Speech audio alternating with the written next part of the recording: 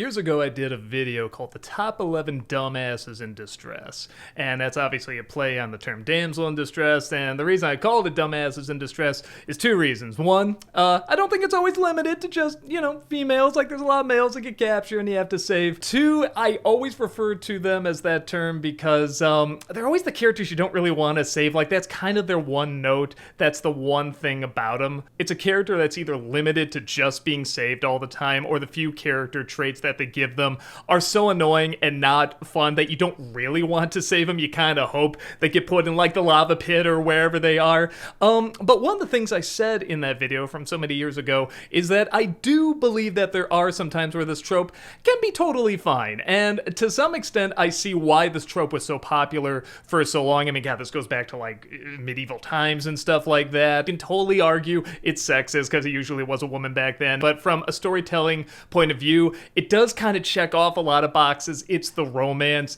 it's the mission going to save the person, it's the reward as well, and it's all tied into one character. So I do get it, but at the same time, when you start to look at only from that economic point of view, just, this takes care of a lot of problems in one, that sometimes can create more problems because then the character just becomes really flat and really bland and, like I said, sometimes really annoying. But I do stand by there are times where that trope, it can be totally fine, and if it's done with the right character, it can make the story more interesting. I mean, it does make sense if there's somebody you really care about and you like, and you take time getting to know this person, they really tie into the story, of course you're going to want to save that person, and you're going to be afraid of what happens to them when they're captured. So I figure, even though I know there's more than 5, I figure talk about the top 5 that, in my opinion, were characters that I thought handled this trope very well and in a very charming way.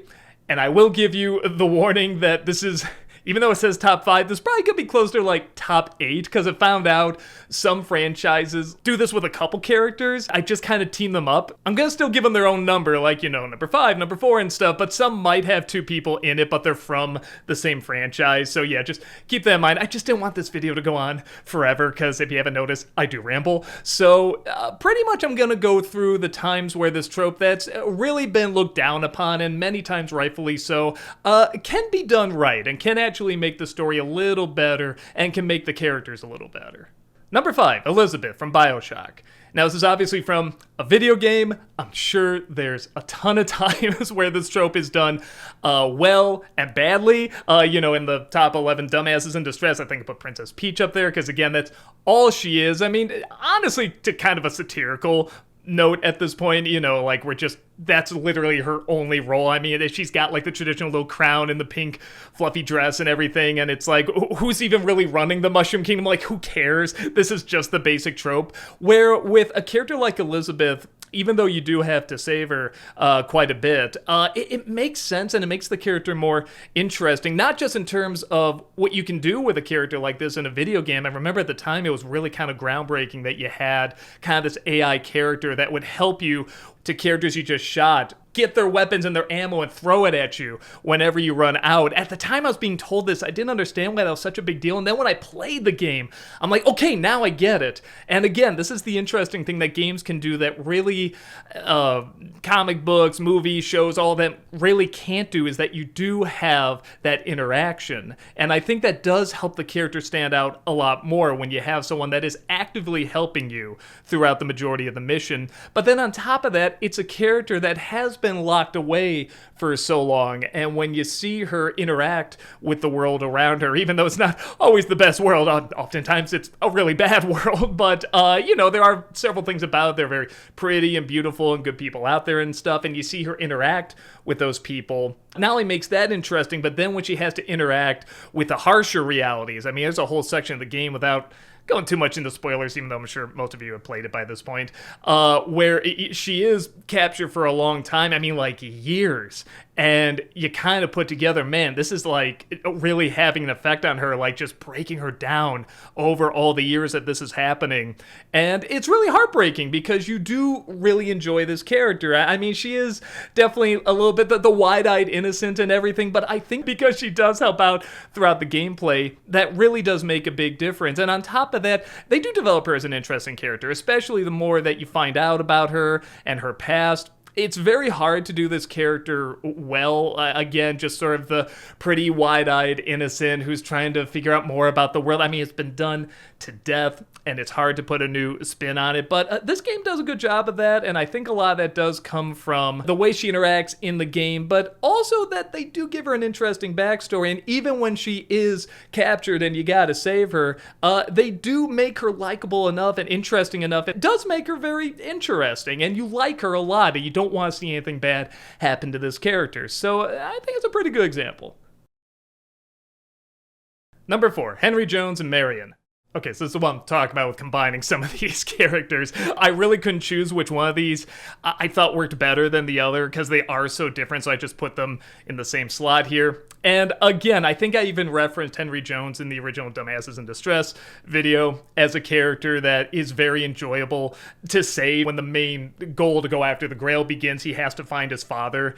And this is such a well-developed character. I love this character. This is probably one of my favorite characters in all of Indiana Jones, because not just in this movie, but in the show Young Indiana Jones, which you haven't seen, you gotta see it. It's a very, very good show, even if Lucas did try to butcher it again. If you can find the original, I think on DVD they have the original intros with the old man and the, not combining 2 episodes together. I mean, again, it's not Disney Plus's fault. Lucas went in and reconstructed everything to where it makes no sense. So if you can find the original episodes, watch those. But even if not, still a good show to watch. And one of the things that you see is that Indiana Jones's father is very harsh, but he's also very intelligent, and you can tell he does care about his son, but he has this very specific way of showing it. And when you compare that to Last Crusade, where he's an old man now, he's been away from his son for a long time. He's not doofus, but he's definitely an old man not used to adventure, and he's kind of stumbling over things, but sometimes he can help out too. That makes him very interesting, and I do find that with a lot of people you remember growing up with, you may remember them being very, very stern. And then you might see a side of them that you didn't know, like maybe other adults really enjoy them, or as you get older, maybe they calm down a little bit and they kind of look at life a little differently. And I thought it was very observant that they captured that in the Last Crusade movie, but at the same time, you can tell there was this harshness when they were growing up. I mean, their conversations are so interesting, not just when they're going through the adventure and Indiana Jones has to punch someone and Henry's like, look what you did, but when they have to sit down and really talk, you 100% believe that this guy raised this person as a kid. And again, you get to see then young Indiana Jones as well. So when he does get caught, which again is often, you really do care for him and you want him to get through this and live because you really do buy the relationship between the two of them. And it's a complex, interesting relationship. So I really, really like that character a great deal. And then the other one, Marion, I just always loved this character. I mean, ever since I was a kid, I loved Marion. I always loved that she could drink you under the table. I loved that she was a badass. I loved she could turn anything into a weapon, like literally a frying pan. That's about as old school as you can get for a character like this. But again, what's so fascinating about her is that so many people, especially when they talk about strong women in films and everything, a lot of time you'll see Marion brought up in this. Like she's a fighter. She, stands up to everybody. And the funny thing about it, though, is that she gets captured like, I don't even know how many times. Like, over and over, she has to be saved by Indiana Jones. But I think because they did add such an interesting persona to her, they did make her, like, really, really cool and fascinating and, kind of quirky and would stand up to these challenges, even though a lot of those challenges is her getting captured. She was so defiant and she was always looking for a way out, and sometimes it worked, sometimes it didn't, but she always had that badass quality about her. Again, she wasn't just reduced down to the character that had to be saved, even though she has to get saved a lot, and I think a lot of that sure is the writing. Like I said, the fact that you can add in there that she can drink anyone under the table, I mean, I think that's pretty cool, and that she is so insistent and defiant when she goes along on the adventures, but the acting really makes a big difference, and again, I really think that it points to the fact that so many people do see this character as a tough, strong character, even though she has to be saved so often. I mean, maybe more than any other movie character I can think of, but because she plays it so strong and so cool, and she does stand up to those challenges. And she doesn't just call out to Indiana the whole time, or if she does, they play it up for comedic effect. I think that's one of the things that makes her just so freaking cool, and I really, really enjoy both these characters. I am glad they're not just reduced to the characters that have to be saved all the time. Like, that's not the only thing about them. They're very complex and interesting outside of that. Number 3, Princess Leia and Han Solo. And again, I guarantee you they're not all Lucas related. But yes, I mean, Princess Leia, back to the, again, what we were talking about with the old-fashioned trope, save the princess. I mean, that's back again to, like, you know, the Dark Ages and medieval times and everything. So Star Wars obviously takes from a lot of myth. I mean, this is one of, like, the most classic myth tropes of the knight saving the princess. But again, what makes her fun, she's both very civilized but very gritty. Whenever the situation calls for it, she can follow through on it. If she needs to be very diplomatic, she can talk to Darth Vader and say, you know, we're on a mission to Alderaan and stuff like that. The Imperial whatever won't stand for this, blah, blah, blah. You know, whatever jargon Lucas always writes there that nobody cares about. But she still takes it upon herself to really stand up to him. I love that even when her planet is threatened, she's like, yeah, no, I'm still not telling you the truth. Like, she's gonna lie. I love it in the movie when they find out she was telling a false story, and one just goes, she lied to us. Like, they almost feel hurt by it. Like, even when we were threatening her home planet, she still lied to us. But even taking that out of there, as soon as, you know, she is saved from the cell, she immediately jumps into the action. Like, she'll grab the gun, she'll shoot at the stormtroopers, she'll find a way out and everything. So all that stuff is great. And then even as the movies go on, you know, she still gets captured several times, but she still fights back, and she fights back in a way that isn't just like, you know, hitting the guy saying, let me go, and nothing happens. Like, she does make some big differences. Her strangling Jabba is pretty cool. I mean, that's a pretty badass moment. And again, it makes sense to the story. You see what he dresses her in and how he treats her and everything. You want to see her get her revenge on this literal slug. On top of that, you have Han Solo, who originally is the person that went in, you know, to save her, but then halfway through the movies, he kind of becomes the one who often has to be saved. And again, it's Harrison Ford. Again, he's a very likable actor, and even brings a lot to a character that doesn't always have a ton to him. Like, you can look at Han Solo and you can say, yeah, you get it, but the rogue, you know, the scoundrel, the outcast and stuff like that, but he has this charm to him. That can so easily go south. And both these characters honestly can go south very easily if you did not get charming actors. And they both really do bring a lot of charm, even though, you know, Han Solo gets frozen, you know, rescued in between movies. And I guess a big part of that was he didn't know if he wanted to stay for the movies. You know, they thought maybe they would kill him off. Just wait a few more movies, you'll get your wish. But even between then, like, he has to be rescued from, like, Ewoks and stuff like that. Like, he kind of becomes the new character that you have to save. When he's really broken, like in Empire Strikes Back, I mean, I just feel so bad when they bring him out after being tortured. He just says, I feel awful. And they have to lay him down and everything. And even when he's, they get him out of the carbonite and everything and he can't see, like, he plays it so real. And I think to see a character like that that's so defiant and so strong just suddenly so weak, even though there's never any marks on him. There's, like, they say they torture him and do all this stuff, but you never see any marks. That is 100% on the performance, and I think that really goes a long way in making us care for these characters. So yeah, I think both those characters are very well done. Number 2, April O'Neil. You might be saying, what? Like, the classic 80s damsel in distress? Like, I can't even think of another character that had to be probably saved more in a TV show. I mean, like, every other episode, April's in trouble and they have to save her. You know, like, have I lost my mind here? Especially, I'm pretty sure on the Dumbasses in Distress, I put Lois Lane on there. Like, aren't they the same character? No. And I like this character so much, I was really fighting for whether or not she should be number 1, but this other one, it beat her out. But yeah, the reason I think this character really works, especially in comparison to Lois Lane, and again, there's been different iterations of both characters and stuff, but with Lois Lane, they usually make it very clear the reason she's a reporter is because she wants the glory and the Pulitzer. I'm gonna get the Pulitzer. Where April does it because she just loves the job.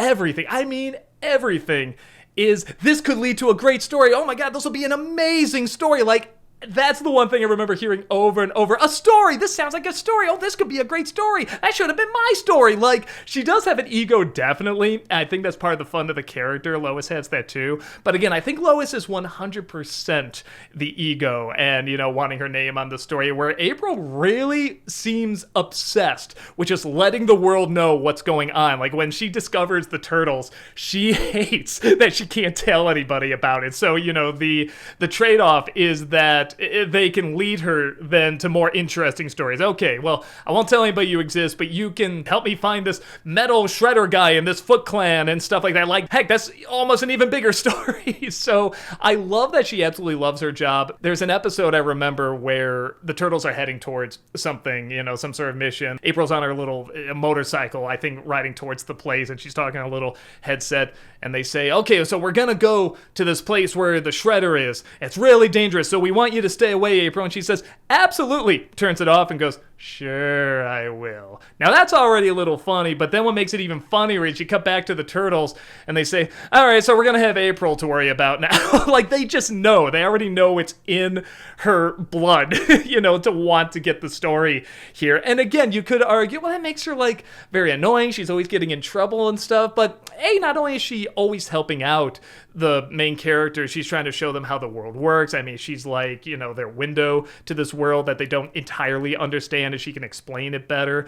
But it's the fact that it shows how much she does love getting information to the people and doing it with a certain flair. Like, yeah, other people can tell the story, but I can tell it the best. So there is definitely that ego, but there's still this real thought that she really believes she can do it the best, and maybe she can. I don't know. She seems to get the best stories being connected to the turtles. This game came out, I think it's called Shredder's Revenge, and we played it. It's a lot of fun. And one of the things, I have no idea if people made a big deal out of this, or maybe not, I'm not sure, but you can play as April. And most of the games, again, big shock, you have to save April. That's one of the things. And in this one, she's one of the fighters. And I'm sure people point out, well, she's not really that big a fighter. I mean, sometimes she'll fight, but not super often. Here's, in my opinion, my way that you could get around it without having to change much. It's something that could still make the character a fighter, but doesn't break what the character is. It's a very easy change. And don't get me wrong, this didn't ruin the game for me at all. The game's really fun. But one change I think they could have made to make this more in character is that April, whenever she's moving around, you're moving around as a playable character and everything, she's holding the camera to her eye, like she's filming everything. And if somebody gets in the way, she hits them with the camera, she hits them with the microphone, she does all her moves, and then as soon as they're gone, she starts filming again.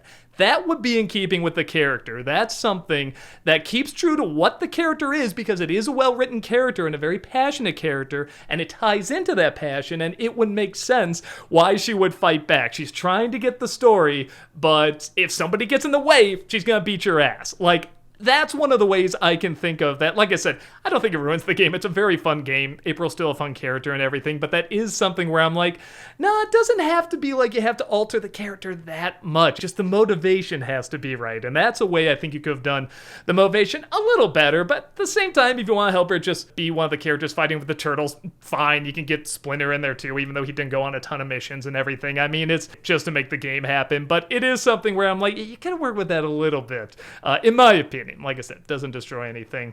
But I grew up with this character. She's more than just the hottie in the yellow jumpsuit. I mean, she is a really, really good character. I always thought she was very funny. She absolutely had a diehard passion for her job, and she was more than just the character that always had to be saved. And number one is Penny and Brain from Inspector Gadget. Now, I feel like this kind of comes full circle, because I feel like Inspector Gadget was, I don't know if he was super high up, but he was definitely on the dumbasses in distress list. And, I find myself coming back to this show recently. I'm like, yeah, it was just, whatever. Kid show had this very clear formula. It wasn't bad, but it wasn't great or anything. But I do always remember it sticking with me. I was trying to figure out why. What really makes me remember the show a lot, it definitely stuck with me a lot as a kid, are Penny and Brain, specifically Penny, because she would be the character that would go and really solve these crimes. And she would take on, the mad agents by using her little computer book. But she didn't have all the gadgets. I mean, mean, she did have the book, yes, that went in the watch and everything, which, man, wasn't that ahead of its time. But, she did have these little gadgets, but nowhere near like what Inspector Gadget was. Like, Inspector Gadget was supposed to be kind of the fighter, and the law enforcement and everything. But she was, his niece, so she would go and help him out and take no credit for it. I always remember that really stuck with me as a kid, the selflessness of that. And I'm sure there's people out there, I know there's definitely kids when I was growing up saying, why doesn't she take the credit? Why doesn't she say it was me and everything? She deserves the credit.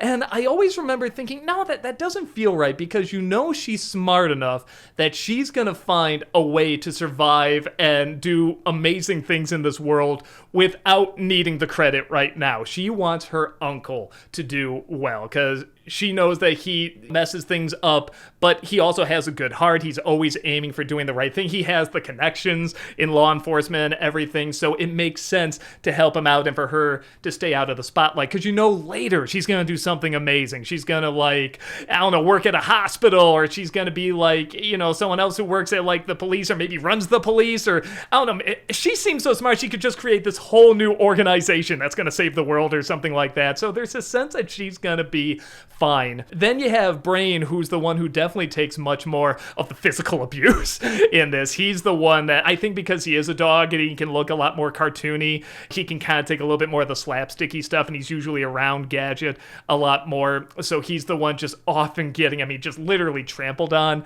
half the time. I think the fact that one can talk a lot with Penny, she's very articulate, and again, knows all the technobabble, and Brain just has the grunts of, but it's all the expression and the physical comedy and everything. They go really well together, and both of them get captured a lot. And you do feel this camaraderie between the two, even though they're very different characters, but they do have, again, this selflessness. Saving the day doesn't always mean going in and fighting like the Ninja Turtles and stuff like that, or Batman. All that stuff is great, but that there are other ways you can accomplish this, even as a child. You just have to be smart, and you have to have a good heart, and being selfless really goes a long way, and that can be its own reward. I really liked that these characters really didn't get any monetary gain. They didn't get any big prize at the end. Just doing something right was enough reward, and it feels like it matched those characters. I never really cared if Inspector Gadget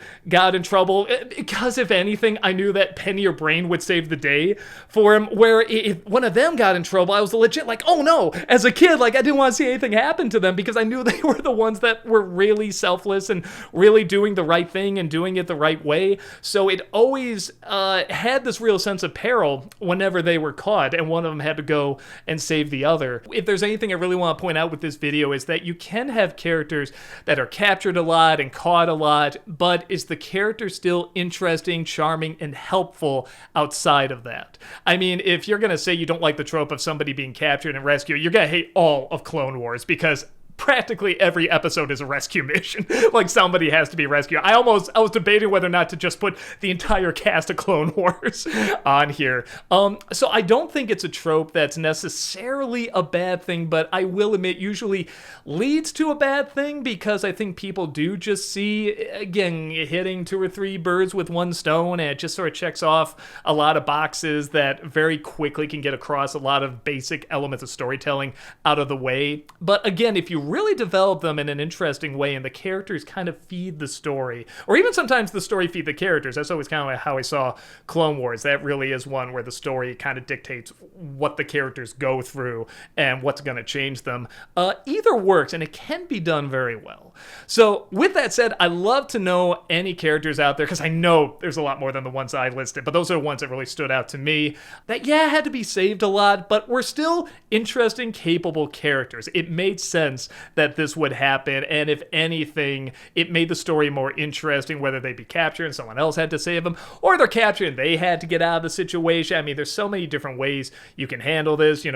even a character that's captured can find out more from the villain and stuff like that. You can dive more into the villain, because why else would the villain just talk to nobody about what their motivation is? So there's so many different ways you can handle this. And in what way do they handle being captured and breaking free and stuff like that, like, but still stays in character? I love to know your thoughts on that, whether it be in movies, video games, comics, shows, any of that, because like I said, probably more often than not the trope's not done very well, but there are several moments where it is done well. You're gonna want to see how any character fights against a challenge, and that's going to be what defines them as either an interesting character or someone that's just annoying. Yeah, let me know your thoughts on that. Thank you for watching this video, and I will see you next time. Take care.